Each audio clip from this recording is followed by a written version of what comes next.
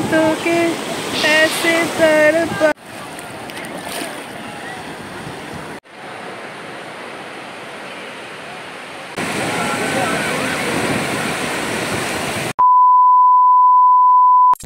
नमस्कार बंधुरा केमन आছেন সবাই आशा করব আপনারা সকলে খুব ভালো আছেন।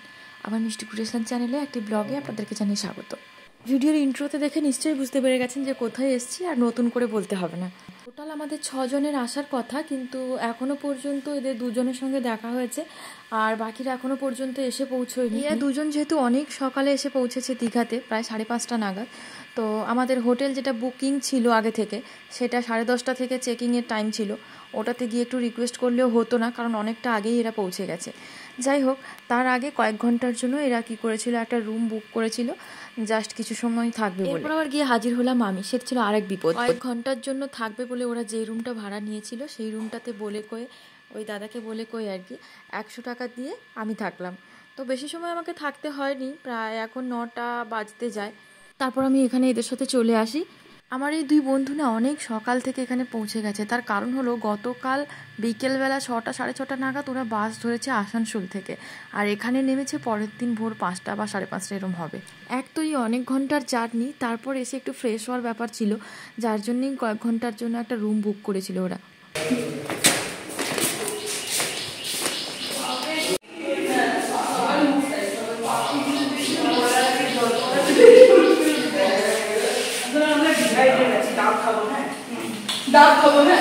ঘরে খেয়ে এসছি, আবার খাবি আমাদের সাথে।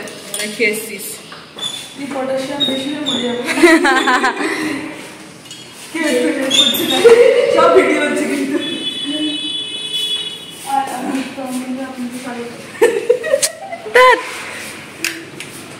এরা দুজন এই হোটেলটাতে প্রায় 2-3 ঘন্টা ছিল, একটু ফ্রেশ হয়েছে এখানে এসে। আমি গিয়ে জাস্ট কিছু সময়ই ছিলাম। তারপর আমরা জানতে পারলাম যে হোটেলটা আমরা আগে থেকে বুক করেছি ওখানে আমরা চেক ইন করতে পেরে যাবো এখন। হ্যাঁ হ্যাঁ, যদি মনে করেন যে বেশিক্ষণ থাকবে না, 4 ঘন্টার জন্য, এরকম রুম আপনারা পেয়ে যাবেন। এইসব বন্ধুরা দেখে এই রুমটা কেমন, প্রথমে দেখিয়ে দিই পর্দাটা, তারপরে হচ্ছে ভাঙা পর্দা, তারপরে হচ্ছে এইটা তার কার্ড, কি সারথি ভবন। ঠিক আছে, দেখিয়ে টয়লেটটাও বেশ পরিষ্কার। চল, আমাদের কিছুক্ষণের জন্য রুম নেওয়া হয়ে গেল, চলো আমরা এখান থেকে এখন ব্যাক করছি। এইভাবে তালা লাগাতে হয়, দেখিনি সামনে নিয়ে তারপরে দেখিয়ে দেখি। অসম্ভব, মানে কতটা প্রকারের হয়। আমার তো আমাদের রুম নাম্বার ছিল 102। বাইরে যা রোদ রে, গাছের পুরো কাঁঠাল হয়েছে দেখ।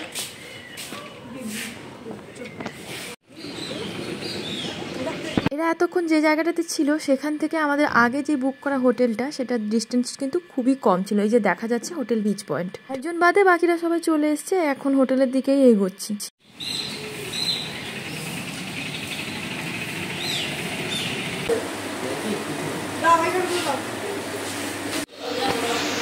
এখানে এরা দুজনে এসে আমাদের 3 জনের জন্য ওয়েট করছিল। তারপর আমরা আসার পর এদের সাথে দেখা হলো, আর এরপর আমরা হোটেলে চেক ইনের সময় যেসব প্রসিডিওরগুলো থাকে, ডকুমেন্টস দেওয়া আরও হ্যানা ত্যানা যা যা কাজ থাকে সেগুলো কমপ্লিট করে আমরা লিফট দিয়ে উঠে এলাম আমাদের উপরে ফ্লোরে।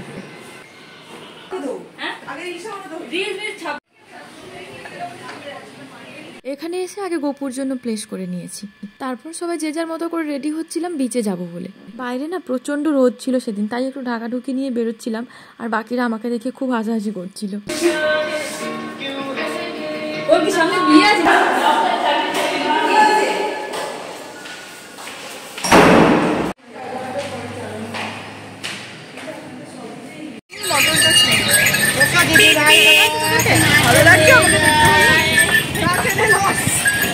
ওয়েট লস করেছি, আর লস করবো না। চলো এখানে থাকা যায়, এটা গভর্নমেন্ট। এই কষে কষা আছে খাবি? আমরা তো গভর্নমেন্ট এমপ্লয়ি।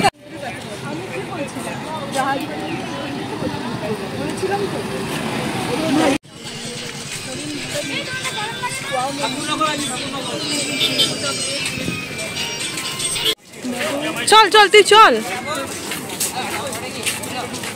এটা কি সব উড়িয়ে ডাবো ডাবো করছি। রাগি যাবো কি গো? রাগি যাবো, এটা উঠতে দেবে? আমি তাহলে এখানে আছি। জনসমুদ্র তোকে বলেছিলাম তো। ওইদিকে নেওয়া যায়, চলো ওইদিকে ফাঁকা আছে, ওইদিকে চলো, ওইদিকে চলো।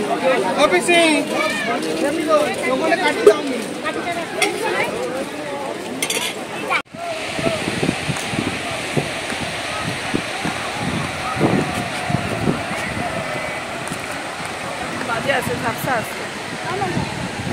আস্তে আস্তে এমসিপি করলাম। হ্যাঁ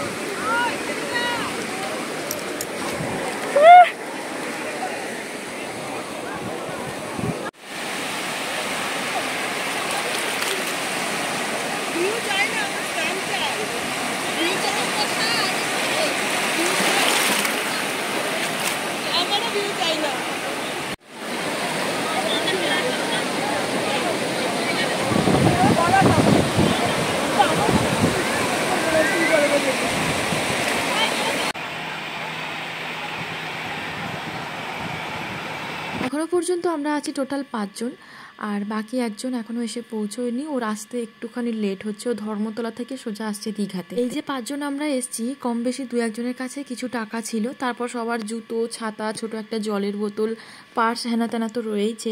তো এগুলো কোথায় রাখা হবে, সবাই যদি আমরা জলে নেমে পড়ি। তো তার জন্য করলাম কি, আমরা একজন বসলাম, বাকি সবার ফোন, জুতো, পার্স যে যা এনেছে আর কি একজনের জিম্মায় রেখে বাকিরা চলে গেছিলো জলে। প্রথমবারটা আমি বসেছিলাম, ভাবলাম যে আমি জলে নামবো না, কিন্তু পরে আর নিজেকে কন্ট্রোল করতে পারিনি, পরে নেমেছিলাম।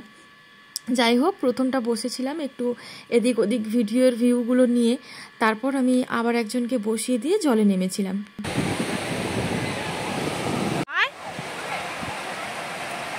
কিন্তু কালো আসছে।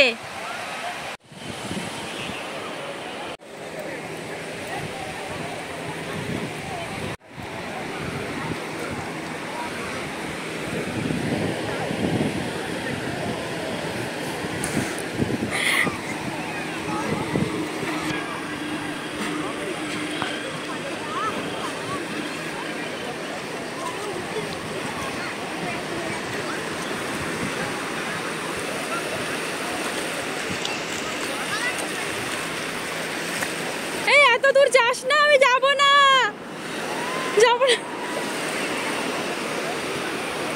ভয় লাগে আমার, সাঁতার জানি না ভাই। বাবারে, পুরোটা দানবের মতো আসছে ঢেউটা।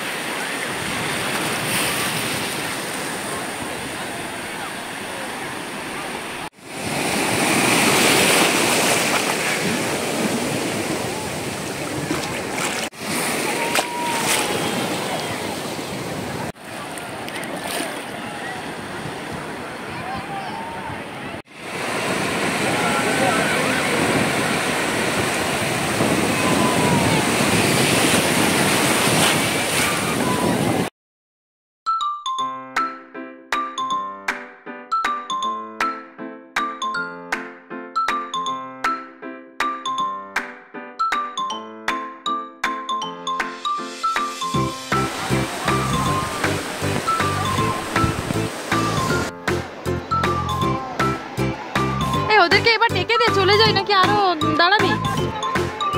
হ্যাঁ, একটুখানি এগিয়ে যাই, নইলে তো আবার স্নান পানের একটু অসুবিধা হবে।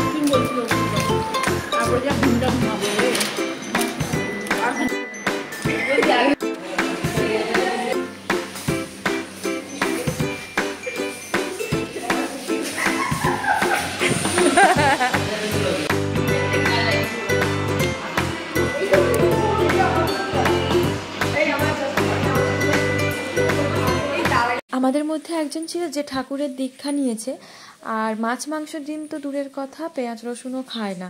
আর বাইরে খেতে গেলে শুধুমাত্র ভেজই খায়, তাও আবার ওই পেঁয়াজ রসুন বাদে। তো এরকম কোনো ব্যবস্থা এখানে ছিল না, মানে খাবারে পেঁয়াজ রসুন ছিল যেগুলো ভেজ ছিল। যাই হোক, তার জন্য ও ওটস আর একটা কেটলি এগুলো সাথে করেই এনেছে, হাতে টক দই এগুলো এনেছে, নিজের খাওয়ার ব্যবস্থাটা নিজেই করে নিচ্ছে। কিছুই দিইনি, কি যে করছে।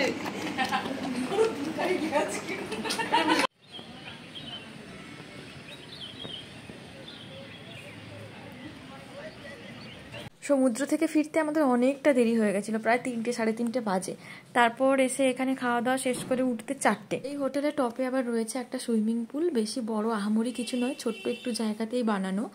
আমরা যখন গেছিলাম তখন জায়গাটা ফাঁকাই হয়ে গেছিলো, কারণ তখন প্রায় 4টে বাজে আর পুল বন্ধ হওয়ার টাইম ছিল 5টা। এই হোটেলের সমস্ত ডিটেলস নিয়ে আমি একটা ভিডিও বানিয়েছি, সেটা গিয়ে আমার চ্যানেলে একটুখানি দেখে নিতে হবে যদি কেউ দেখতে চান। তাহলে আজকের ভিডিওটা এখানেই শেষ করছি, আবার পরের ব্লগ নিয়ে আসছি।